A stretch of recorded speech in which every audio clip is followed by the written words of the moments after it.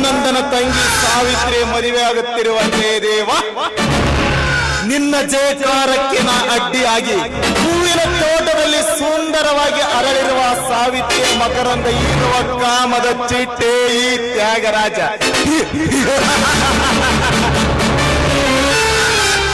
ಸಾವಿತ್ರಿ ನಿನ್ನ ಸುಖ ಸವಿಯುವ ಬಯಕೆ ಇಟ್ಟುಕೊಂಡ ನಾನು ನಿನ್ನ ಅಣ್ಣ ಮದುವೆಗೆ ಸಾಲ ಕೇಳಲು ಬಂದರೆ ಕೇಳಿದಷ್ಟು ಕೊಟ್ಟು ದಾನ ಸೂರ ಕರ್ಣನಂತೆ ನಾಟಕವಾಗಿ ಅದೇ ರೀತಿಯಲ್ಲಿ ನಿಮ್ಮ ಜೊತೆಗೆ ಮಂಚ ಏರಬೇಕನ್ನೋದೇ ನನ್ನ ದುರಾಸೆ.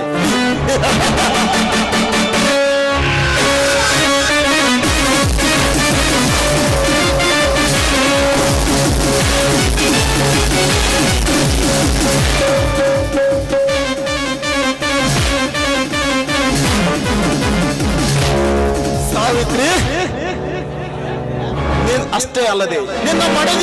ಮಡದಿ ಎಂದು ತಿಳಿದು ಮನೆ ತುಂಬಿಸಿಕೊಳ್ಳುತ್ತಿರುವ ಜಯದೇವನಿಗೊಂದು ಗತಿ ಕಾಣಿಸಿ